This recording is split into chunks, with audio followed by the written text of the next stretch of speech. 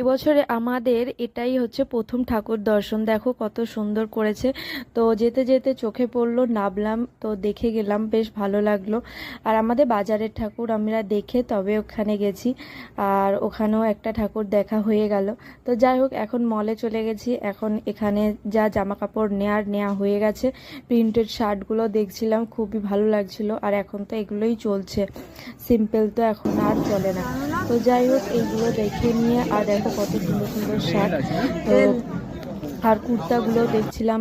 আর পাপার জন্য কিছু নিলাম, নিয়ে এখন এবার বাড়ি চলে যাব। তো সন্ধ্যা হয়ে গেছিলো, তো আমি তো রান্না করেই যাই, যেহেতু ভাত খাইয়ে নিয়ে আসি আর বাড়ি গিয়ে ওকে ওই সবজি খাওয়াই, তো সেহেতু আমি নিশ্চিন্ত থাকি।